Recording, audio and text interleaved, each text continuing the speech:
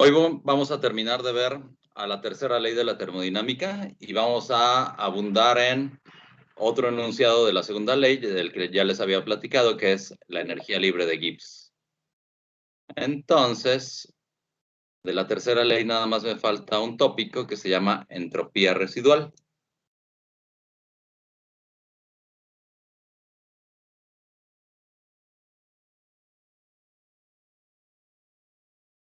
Recuerden que la entropía conlleva la existencia de un estado de referencia, que es el estado de entropía cero, que obtendríamos a 0 Kelvin de temperatura, a diferencia de la entalpía, en la que el estado de referencia sería el del alótropo más estable.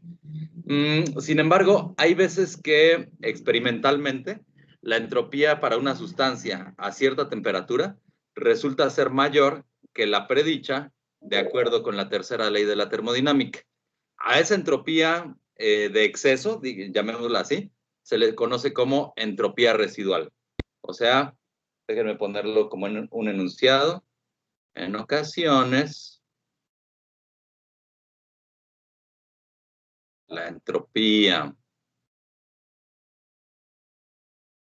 medida resulta ser mayor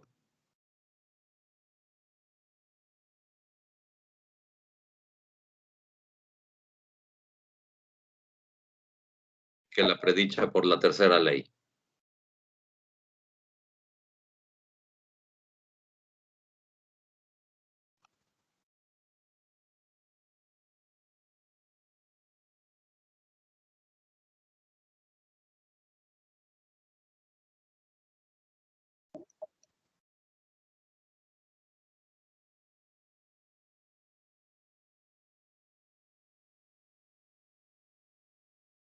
Entonces, esa discrepancia en la entropía que tenemos es lo que conocemos como entropía residual. ¿A qué se debe? Vamos a ver, por ejemplo, a la molécula del CO. Recuerden que la estructura de Lewis es esta. Tenemos un parcito de electrones a cada lado de la molécula. La hibridación tanto para el carbono como para el oxígeno sería sp-sp. Ajá. ¿Cómo se arreglará el CO en la estructura cristalina? Se orientarían los dipolos para que la parte negativa de la molécula viera la positiva. ¿Cuál será la parte negativa de la molécula?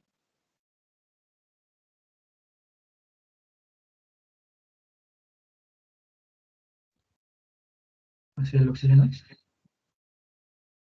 Eso lo dice su compañero porque el oxígeno es más electronegativo, pero si analizamos el diagrama de correlación del orbital molecular, recuerden que acá teníamos los orbitales atómicos, el oxígeno se encontraba más abajo en energía porque es más electronegativo, entonces por acá formábamos a los orbitales enlazantes, por acá formábamos a los orbitales antienlazantes.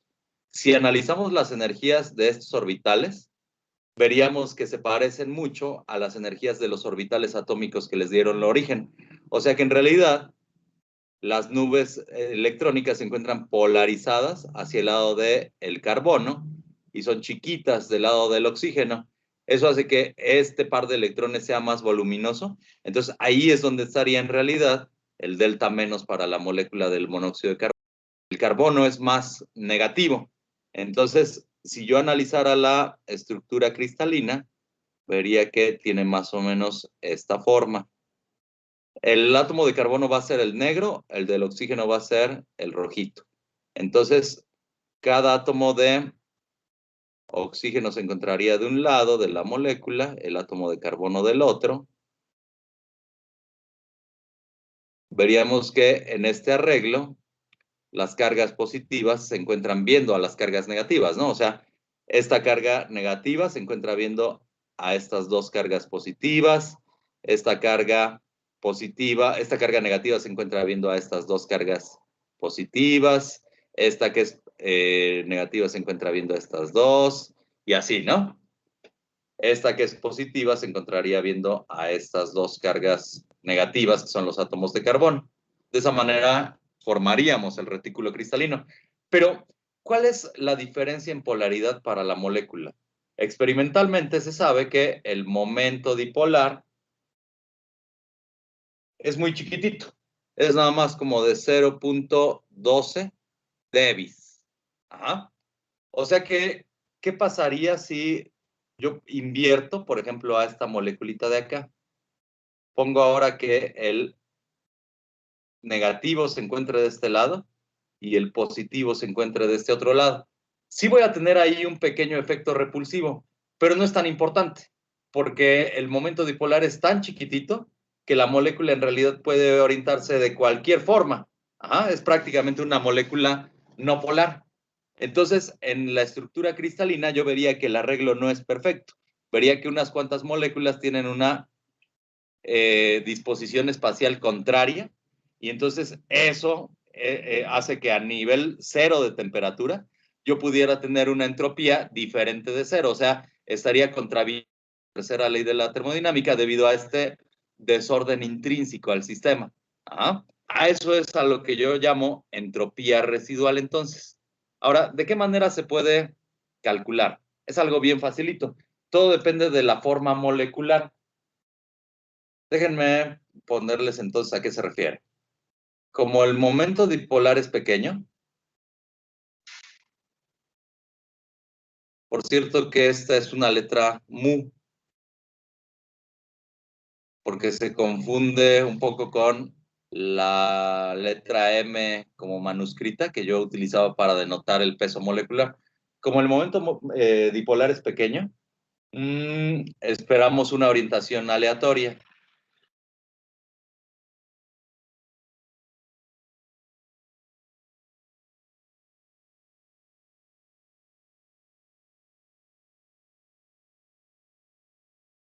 En las moléculas.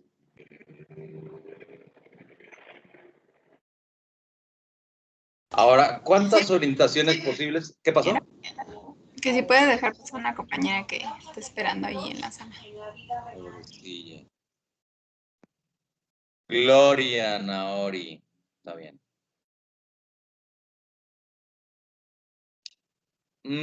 ¿Cuántas orientaciones posibles tiene la molécula de monóxido de carbono? Tiene dos nada más, ¿no? Entonces, la molécula tiene dos orientaciones o 2 a la 1 orientaciones posibles.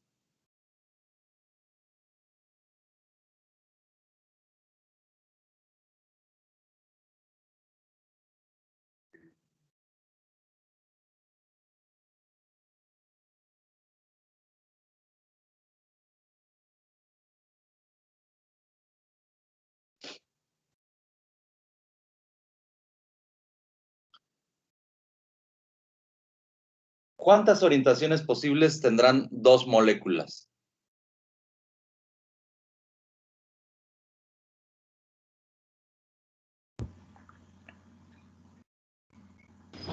Cuatro. Ajá, porque sería un 2 elevado a la 2.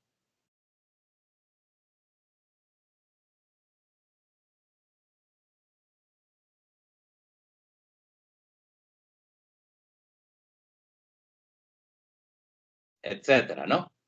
Conforme vamos haciendo que el sistema crezca, vamos maximizando el número de orientaciones posibles para todos los integrantes del sistema. Entonces, en resumidas cuentas, cuando estamos tratando con un número suficientemente grande de moléculas, por ejemplo, del orden del número de Avogadro, tendríamos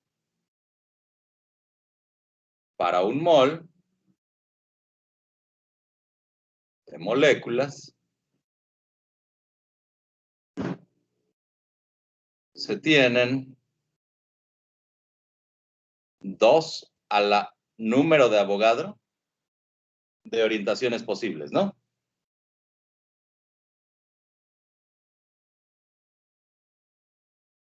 O estados posibles. Vamos a utilizar la ecuación de Boltzmann.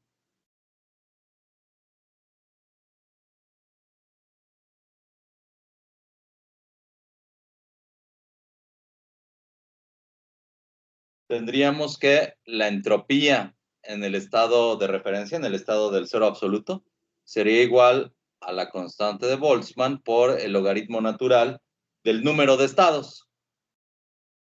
Ajá. Pero recuerden que el producto de la constante de Boltzmann por la constante de Avogadro me da a la constante R. Entonces, bueno, poniendo esto con el número de orientaciones, sería la entropía en el estado cero, sería igual a la constante de Boltzmann, logaritmo natural de 2 a la NA. Pero entonces aquí ocupo esta relación que tengo aquí arribita, bajo el exponente que tiene el logaritmo como un producto. Me quedaría que S0 es igual a NA KB, logaritmo natural de 2. Por lo tanto, esto es igual a R, logaritmo natural de 2. Vamos a hacer el cálculo. Utilicen una R del sistema internacional, 8.314. ¿Cuál sería el valor de la entropía?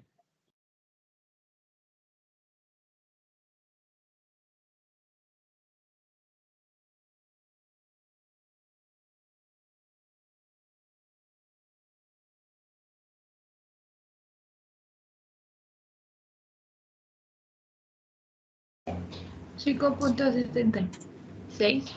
5.76 joules por Kelvin mol, ¿no? Estamos hablando de un mol de moléculas de monóxido de carbono.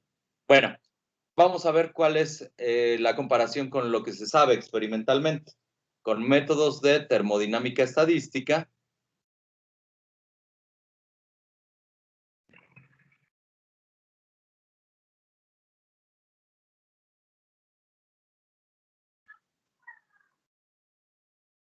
El valor de... no se sabe. Profe, Sí, dígame. no sé si soy solo yo, pero ya no veo nada. No sé si es mi internet o mis compañeros sí lo ven. Sí se ve. Yo sí lo Entonces veo. soy yo. ¿Los demás sí lo ven? Sí. A ver si se desconecta y se vuelve a conectar. Pero cierre todo. Yo ahorita lo admito.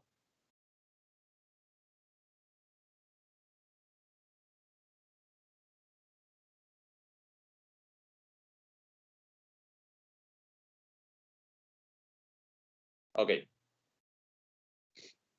Entonces, es un acuerdo bastante bueno, ¿no? Tenemos un 4.2, que en principio se podría considerar como el valor exacto, contra un 5.76. La diferencia es nada más de 1.5 joules por Kelvin mol. Es un valor muy pequeñito. Entonces, esta metodología en la que estamos involucrando a la ecuación de Boltzmann es una metodología muy buena. Está en muy buen acuerdo con lo reportado experimentalmente. Déjenme nada más darle acceso a compañera Abigail. Ahí está. ¿Ya nos alcanza a ver, Abigail? No. Chale. Ni pez. Híjole. Pues a escucharlo nada más, profe. No importa, acuérdate que al ratito yo voy a subir la grabación de la sesión. Entonces ahí te pones al corriente, ¿sale? A ver, ¿qué pasaría con una molécula más compleja? Ahorita el CO, el monóxido de carbono, es una molécula lineal, nada más tiene 2 orientaciones posibles. Pero, ¿qué me dicen de una moleculita del estilo de la molécula del agua?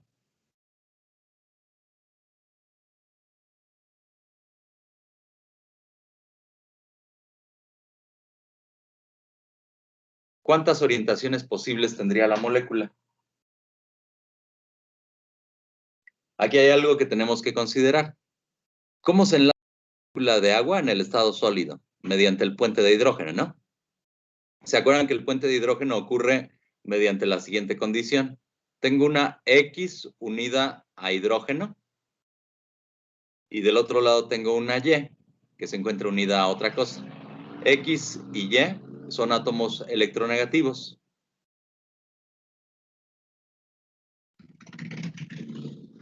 Entonces, la Y, por ser electronegativa, tiene una densidad de carga negativa. Esta X, que también es electronegativa, también sería un delta menos. Por lo tanto, este hidrógeno es un delta más.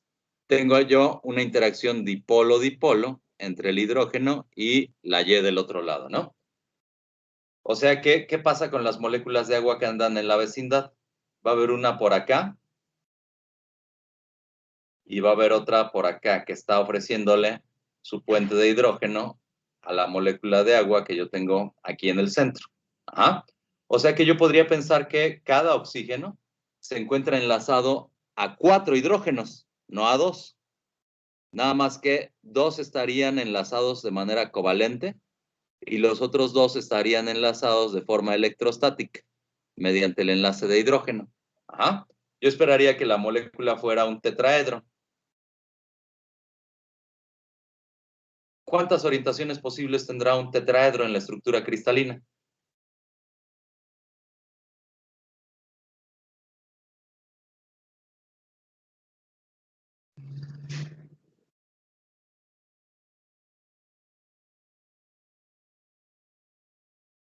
¿16? No, podríamos pensar que nada más son 4, ¿no?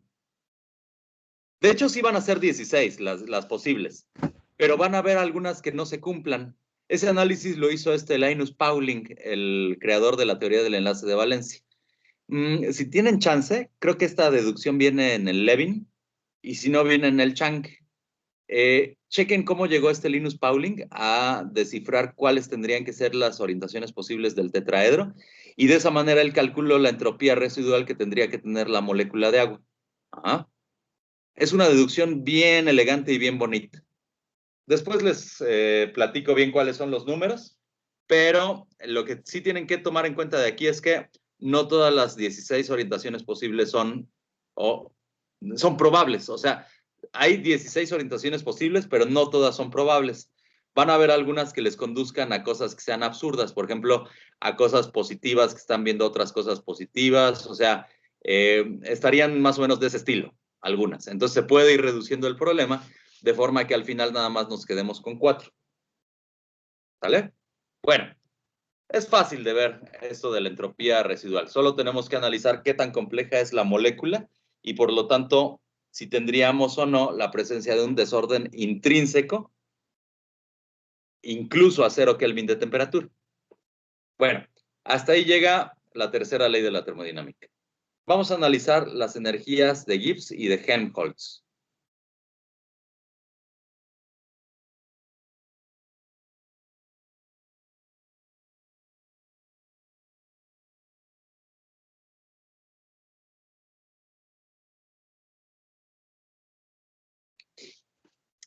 Recuerden que la segunda ley de la termodinámica se puede expresar de esta forma. Un cambio en la entropía del universo se puede resumir como que tenemos la suma de los cambios de las entropías del sistema y de los alrededores. Y eso tiene que ser mayor o igual que 0, ¿no?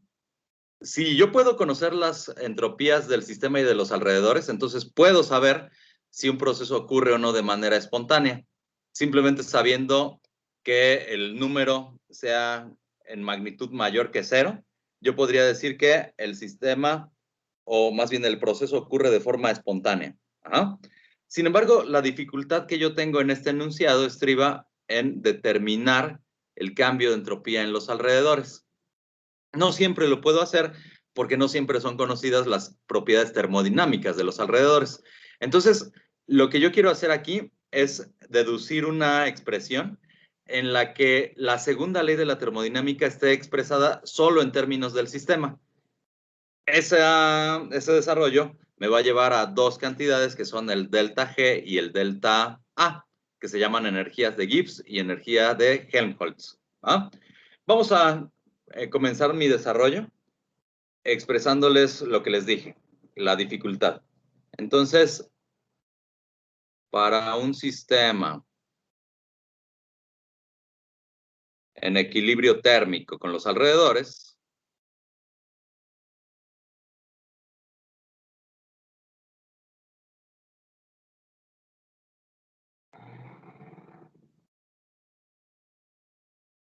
que se encuentra a cierta temperatura,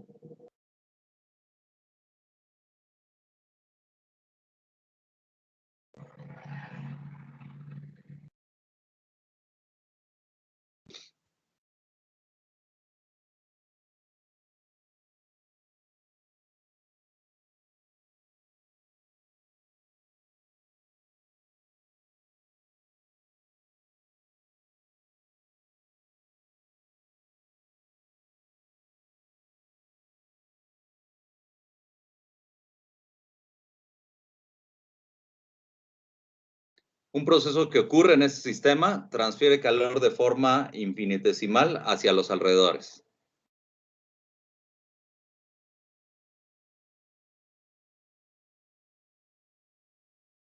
O sea que tendríamos que todo el calor que sale del sistema de forma infinitesimal es absorbido por los alrededores también de forma infinitesimal.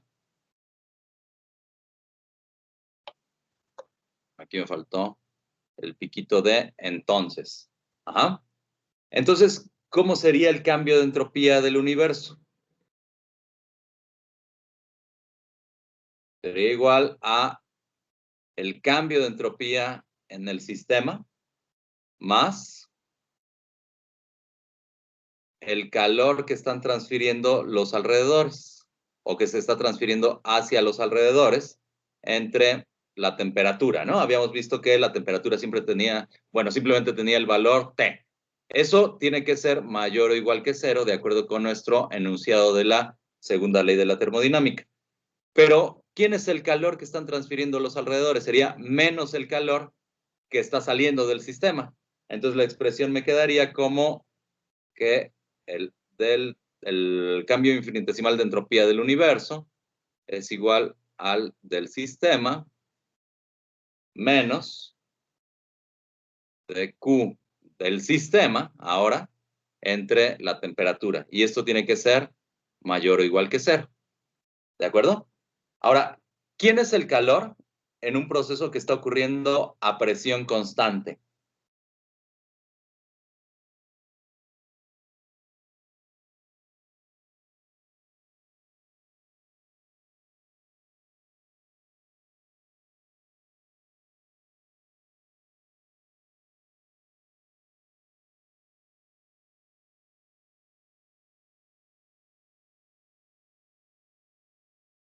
¿Están dormidos?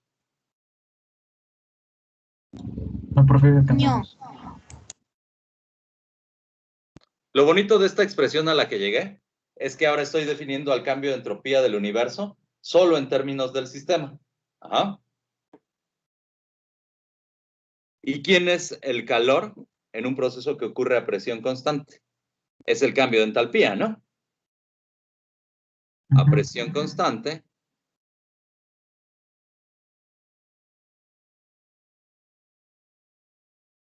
dQ del sistema es igual al cambio de entalpía.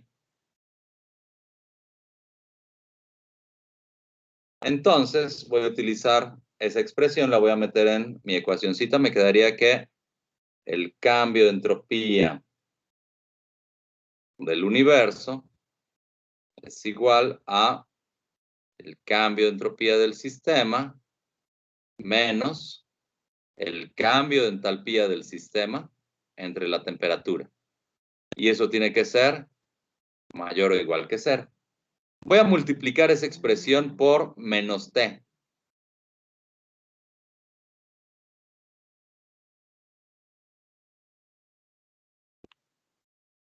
Se llegaría a esta otra expresión. Me quedaría que dH del sistema menos TDS del sistema tiene que ser menor o igual que cero. Cambio el sentido de la desigualdad porque estoy multiplicando por un número negativo. Ajá. Entonces, la expresión me queda de esta manera. Voy a hacer aquí lo mismo que hice cuando dedujimos el término entalpía. ¿Se acuerdan que la entalpía no era otra cosa más que un arreglo de variables? De la misma manera, voy a definir a la cantidad G como G es igual a H menos TS. A esto se conoce como energía de Gibbs.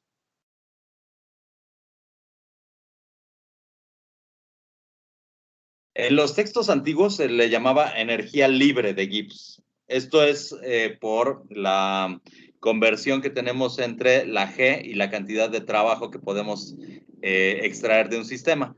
O sea, digamos que la G es algo así como la energía útil que puede llevar a cabo un trabajo. Es aquella energía de la que nos estamos desprendiendo, de la entropía. ¿Se acuerdan que la entropía era una energía no útil?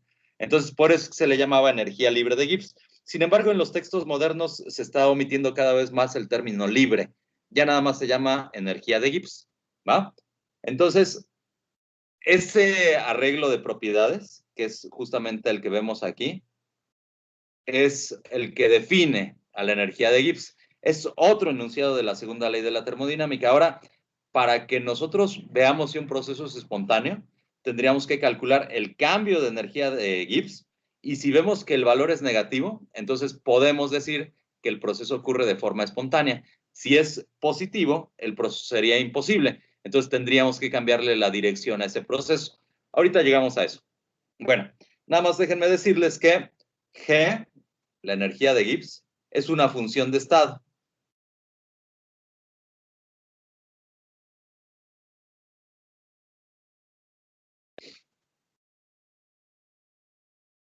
A temperatura constante, en un proceso infinitesimal,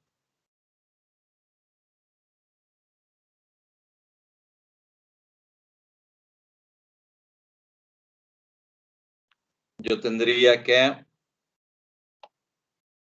el cambio en la energía de Gibbs del sistema es igual a el cambio en la entalpía del sistema menos T por el cambio de entropía del sistema.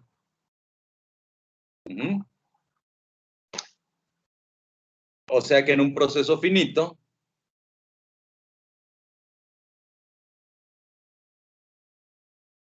aquel que llega de un estado inicial a un estado final, yo tendría simplemente que el delta G es igual al delta H menos T delta S.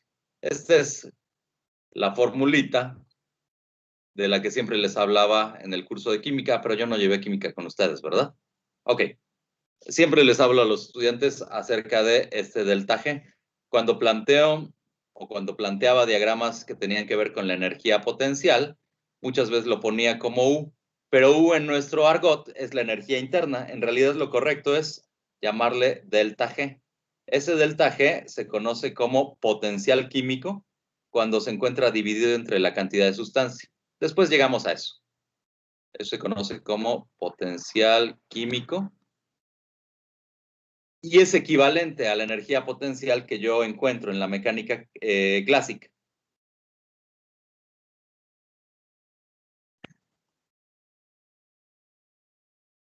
Es la energía potencial de un sistema termodinámico.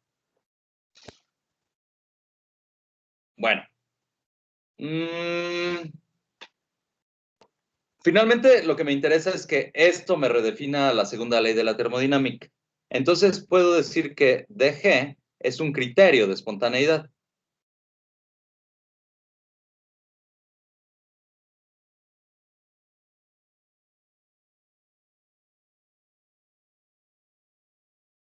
¿Cuándo ocurre la espontaneidad en un proceso? Cuando dG, ya no le voy a poner que es dG del sistema, siempre se refiere al sistema. Simplemente voy a decir que es dG. Tiene que ser menor o igual que 0. Ajá. ¿En qué casos es igual? ¿Cuándo es reversible? Exactamente. En un proceso reversible, dG es igual a 0.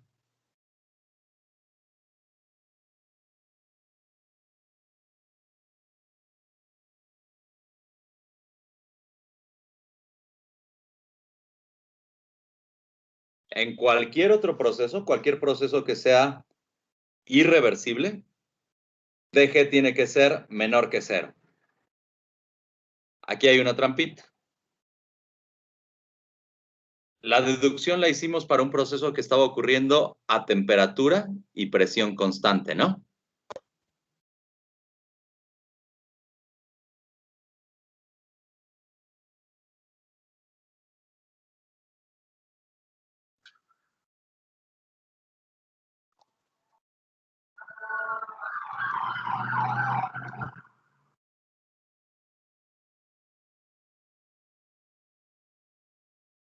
O sea que podríamos nosotros definir que un proceso es espontáneo,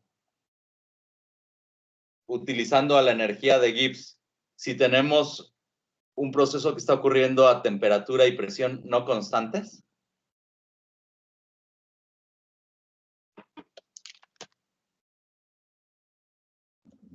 ¿Puede repetirlo, profe? Ajá. O sea, ahorita estamos analizando a la energía de Gibbs como un proceso de espontaneidad. Vamos a fijarnos en un proceso politrópico, aquel que ocurra de forma que ni la temperatura ni la presión sean constantes. ¿Podría seguir hablando de la DG o de la delta G como un criterio de espontaneidad?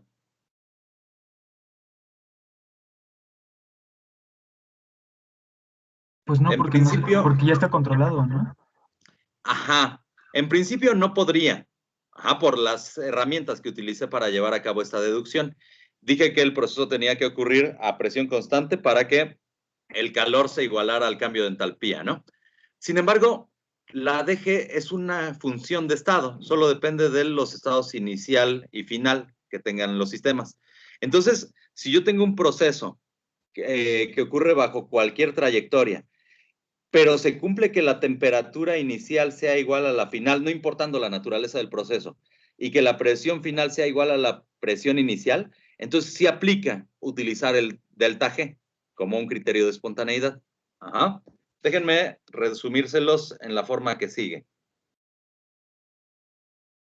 Como el delta G es una función de estado,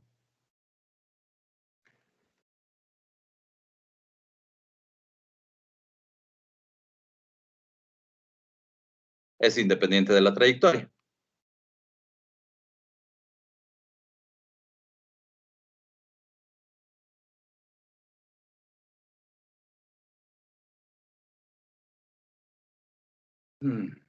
Aplica entonces para cualquier proceso.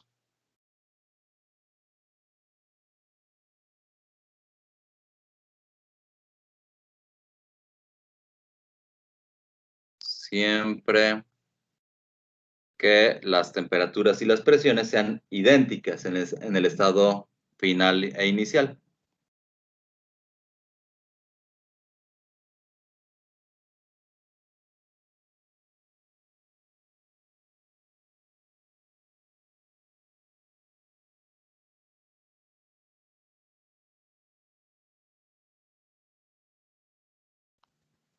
¿Ah?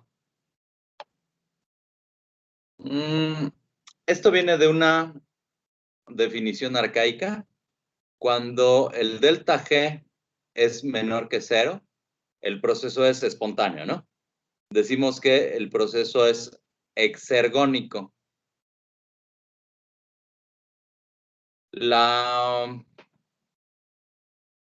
¿Cómo se llama esta cosa?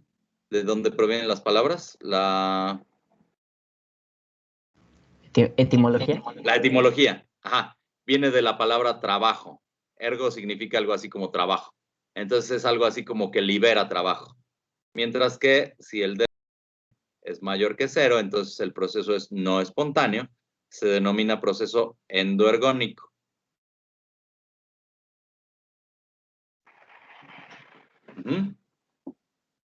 Bueno,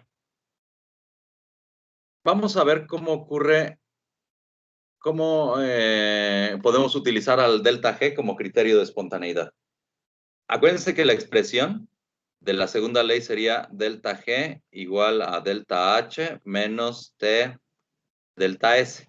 O sea que como criterio de espontaneidad,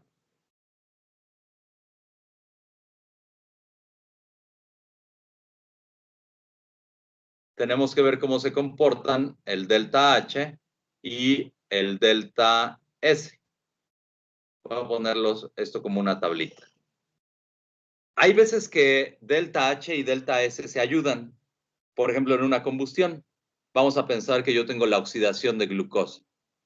La glucosa es una molécula bastante compleja, ¿no?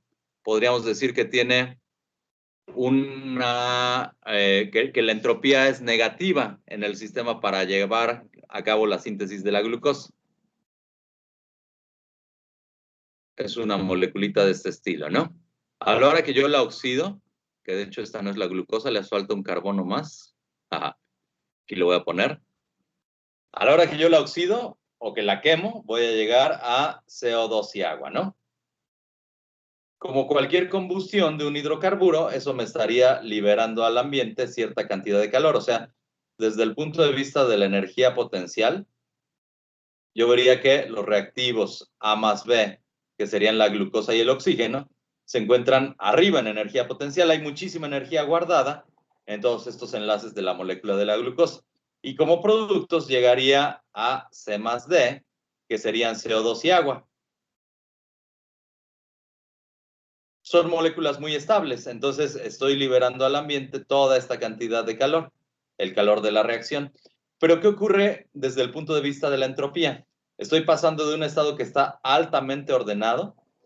De hecho, aquí yo tengo una fase condensada, esto se encuentra en el estado sólido, a un estado altamente caótico, tanto CO2 como H2O se encuentran en la fase gaseosa. Entonces, el término entrópico sería muy positivo y el término entálpico sería muy negativo. O sea, este sería muy negativo y este término de acá sería muy positivo. Pero multiplicado por este menos, me queda esto muy negativo. Entonces, este delta G sería muy negativo, ¿no? En una combustión, la entalpía y la entropía se ayudan para hacer que se minimice el cambio en la energía de Gibbs. ¿Ah? Pero van a haber veces que se estorben. Por ejemplo, una reacción que sea muy exotérmica, pero que me esté pasando de una fase a una fase, de una fase gaseosa a una fase condensada, entonces tendría un término entrópico que sería negativo, ¿no? Eso contribuiría a que la energía de Gibbs no fuera tan negativa. O puede pasar lo contrario. Pueden haber reacciones en las que el término entálpico no sea tan importante, el término energético no sea tan importante, pero el término entrópico sí sea muy. Eso lo tenemos, por ejemplo, cuando disolvemos un compuesto no polar en un disolvente no polar. Las energías de solvatación, o sea, las energías de enlace entre las moléculas de disolvente y las moléculas del soluto serían despreciables. Este delta H tendería a cero, pero este delta S es muy grande, es un estado muy caótico al que estamos llegando. Entonces, ese tipo de solvataciones tienen un término entrópico muy grande. Bueno, vamos a resumirlo esto en este cuadrito. Si el término entálpico es positivo y el término entrópico también, quiere decir que la reacción es espontánea a alta temperatura. O sea, el valor de delta G es positivo a baja temperatura.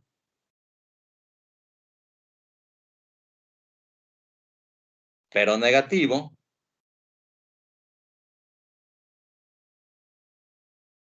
a alta temperatura. ¿Cómo se va a comportar la reacción o el proceso? ¿Va a ser espontáneo a alta temperatura?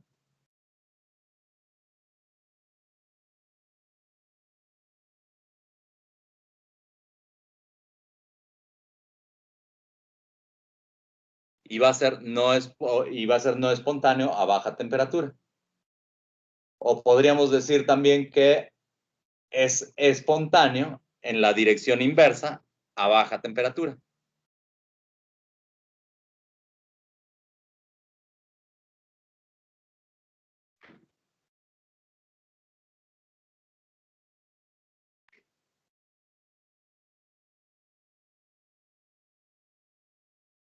A baja temperatura. O sea, este sería el caso, por ejemplo, de una reacción en la que A más B me conduce a C más D. ¿En qué casos va a ser espontáneo en esta dirección? Solo a alta temperatura. Si tengo una baja temperatura, el proceso va a ser espontáneo, pero en la dirección contraria. Ok. Ok. Ahora, ¿qué pasará si tengo yo que el cambio de entalpía sea positivo, pero el cambio de entalpía sea negativo, pero el cambio de entropía sea negativo? Eso quiere decir que el delta G es positivo para cualquier temperatura. O sea que sería imposible en la dirección en la que estamos planteando la reacción, pero posible en la dirección inversa. Es espontáneo en la dirección inversa.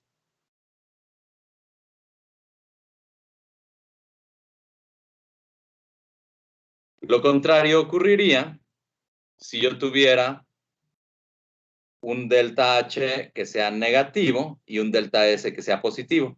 Eso quiere decir que la reacción o el delta G va a ser negativo para cualquier temperatura, ¿no?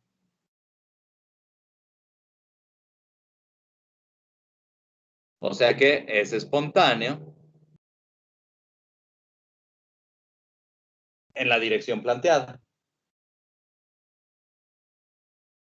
Ahora, ¿qué pasará si yo tengo que el delta H sea negativo y también el delta S? Eso quiere decir que el delta G va a ser negativo a baja temperatura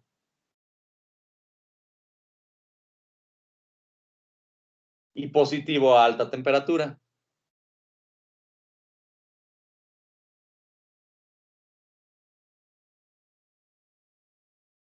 ¿Cómo va a ser la espontaneidad? La reacción o el proceso es espontáneo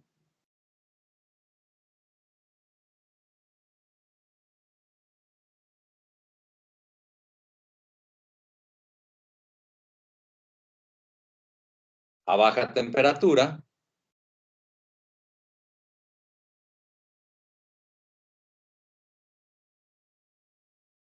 y tiende a invertirse a alta temperatura.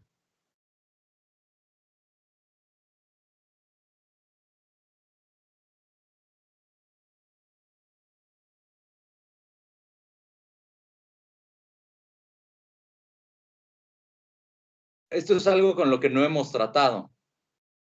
La segunda ley de la termodinámica me dice nada más si un proceso es posible o imposible, ¿no? Tendríamos que analizar el cambio de entropía del universo. Si analizamos el delta G, también estaríamos viendo cuál es la espontaneidad del proceso, pero delta G depende de la temperatura. La energía de Gibbs es una función de la temperatura. Entonces podría ser que un proceso sea espontáneo a cierta temperatura, pero que se convierta en no espontáneo a una temperatura diferente. Ahí hay otro análisis que tenemos que hacer, ¿va? Entonces no es tan fácil ver a la segunda ley de la termodinámica. O más bien, es más fácil que utilizando nada más el término de las entropías, las expresiones que involucraban a las entropías. Nada más que aquí tengo más elementos de análisis. Bueno, esa deducción para la espontaneidad del proceso ocurrió analizando la cantidad delta G. Podemos hacer un análisis muy parecido si tenemos un proceso que ocurre a temperatura y a volumen constante. En ese caso, la energía útil o la energía libre no se llama energía de Gibbs, se llama energía de Helmholtz. Entonces déjenme ponerles aquí esto. Similarmente, yo tengo que la energía de Helmholtz se representa con una letra A mayúscula, es igual a este arreglo de propiedades. La energía interna menos el producto TS. Esto ocurre para un proceso a temperatura y volumen constantes. Entonces, el criterio de espontaneidad aquí sería que el cambio en la energía de Helmholtz del sistema sea menor o igual que cero. De la misma manera que utilizamos la energía de Gibbs. Y para un proceso finito me quedaría que el delta A sea igual al delta U menos el producto de T delta S. ¿Sale? Un proceso que ocurra a presión, a volumen y temperatura constante, tiene que involucrar en su análisis el cambio de energía de Helmholtz. Bueno, vamos a ver cuál es la relación entre lo que les decía, la energía que es útil para convertirse en trabajo y la que no lo es. Vamos a empezar utilizando la energía de Helmholtz.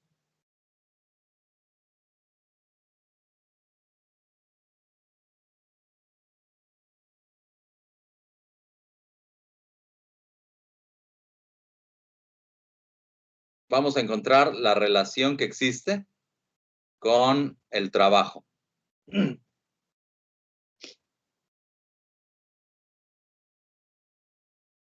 Vamos a hacer la deducción otra vez para un proceso infinitesimal.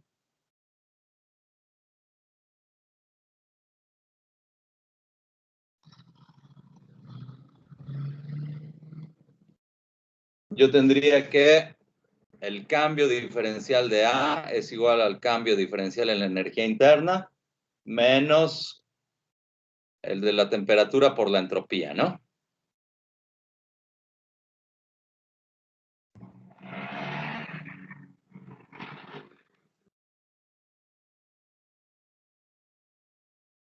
Lo que tengo que analizar es cómo se comporta el calor en un cambio reversible.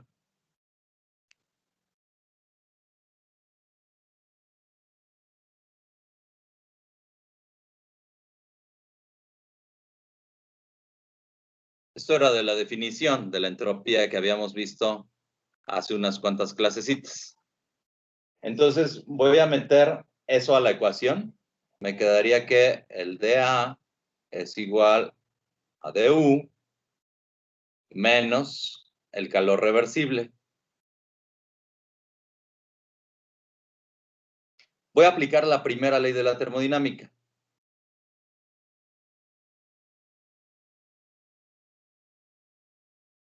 ¿Se acuerdan que la primera ley me decía que el cambio en la energía interna era igual al cambio no exacto del calor, en este caso el calor reversible, más el cambio que yo tenga de trabajo, ¿no? El trabajo también sería el trabajo reversible. Esta expresión la voy a meter en la de arriba y me quedaría que dA es igual a du más el trabajo menos el du. O sea, lo que estoy haciendo es despejar a esta, me quedaría como du menos dw, pero a la hora que se mete en esta expresión, como tiene un signo negativo, cambia, ¿no? Entonces me quedaría esta expresión que estoy poniendo acá, tengo du de este lado, du de este otro lado, se eliminan, entonces me quedaría que dA es nada más el trabajo. Y para un proceso finito,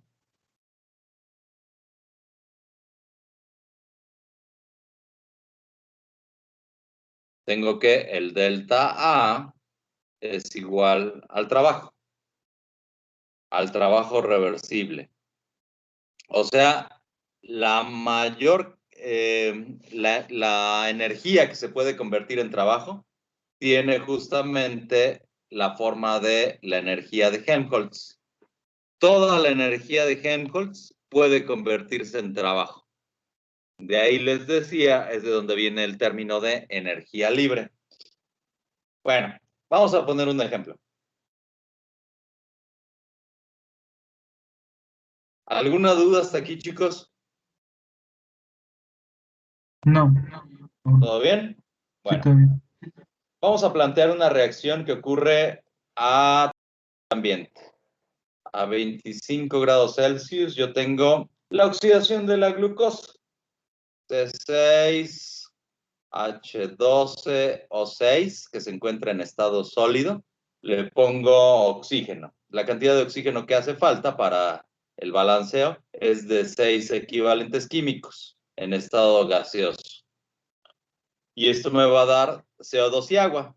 6 moles por cada mol de glucosa de CO2 que se encuentra en la fase gaseosa, más 6 moles de agüita de coco en la fase líquida. Déjenme darles los datos de la reacción. Al quemar un mol de glucosa,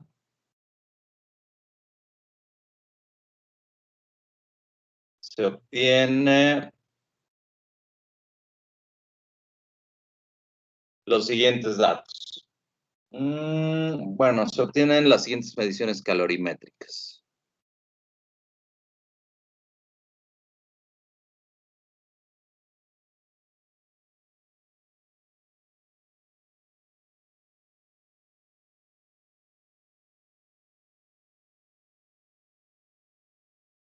Me dicen que el cambio en la energía interna de la reacción, esto se puede medir fácilmente en un calorímetro a volumen constante. ¿Se acuerdan que el calor a volumen constante era igual al cambio de energía interna, no?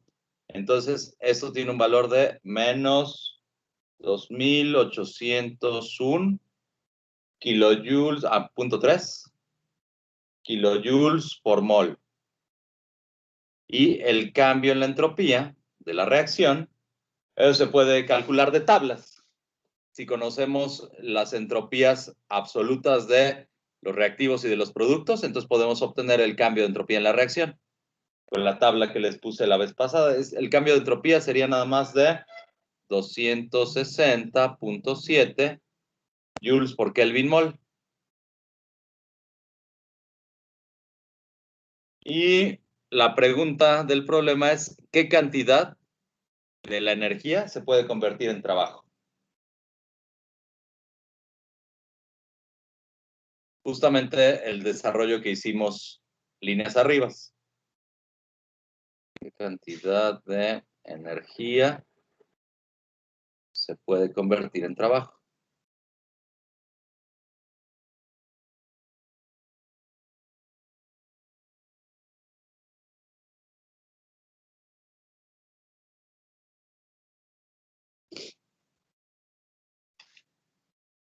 Suena a que tenemos que utilizar a la energía de Helmholtz, ¿no? Después les explico cuál es la relación entre trabajo y energía de Gibbs. Ahorita esta que ya la dedujimos, vamos a emplearla. Entonces, sabemos que el cambio en la energía de Helmholtz para la reacción sería igual a el cambio en la energía interna de la reacción menos la temperatura por el cambio entrópico de la reacción. Es un formulazo, ¿no? Me quedaría esto igual a... ¿Qué cosa? S menos 2801.3 kilojoules por mol menos la temperatura, que es la temperatura ambiente y absoluta, serían 298.15 Kelvin por el cambio en la entropía, que sería 160.1 joules por Kelvin mol.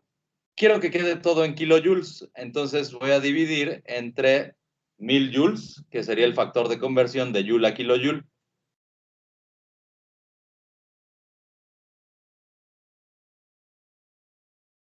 ¿Cuánto les da esto, chicos?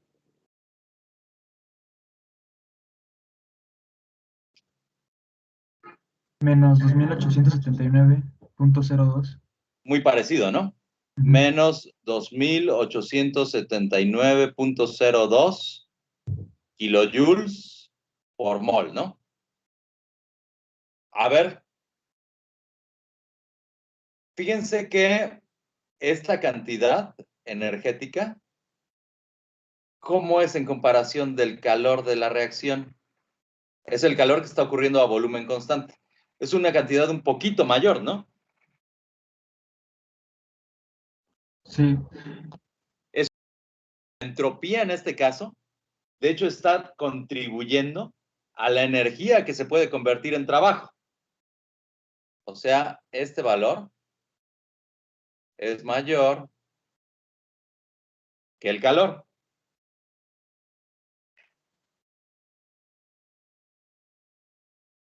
Debido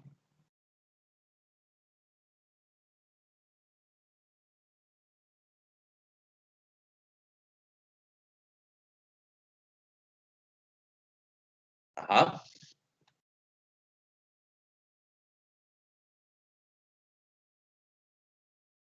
O sea, en este caso tenemos que...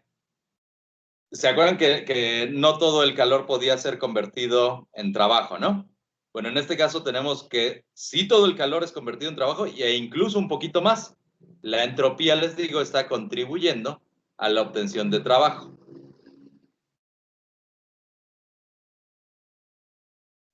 ¿Dudas acerca de esto, chicos? No, profe. ¿Todo bien? Ujú. Bueno, ¿qué les parece si nos largamos de aquí? Va. Va. Eso le sonó como a música en los oídos, ¿verdad? Simón. Un Déjenme ver poquito. nada más Déjenme ver nada más qué tan avanzados estamos. Me faltan...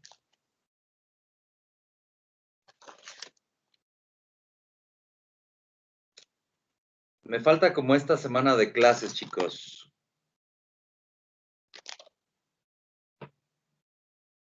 ¿Cómo se sienten como para aventarnos un examencito el día lunes? ¿El miércoles ya estamos de vacaciones? Sí. Sí, ya. Ok, Nuestra clase vamos sería a ver. el último lunes. Vamos a ver qué tanto le avanzamos en esta semana. Igual y el lunes podríamos hacer un examencito. No quisiera que fuera hasta entrando de vacaciones porque se me van a desconectar. Entonces, aunque podría parecer que está precipitado, sí me gustaría que lo hiciéramos el lunes, pero depende de qué tanto le avancemos, ¿sale? ¿Alguna objeción? Bueno, si no tienen objeción, ya vayan entrando a la guía de estudios que les subí. Entre hoy y mañana les subo la segunda parte, que sería hasta donde vendría el examen. Prácticamente ya nada más es hasta aquí.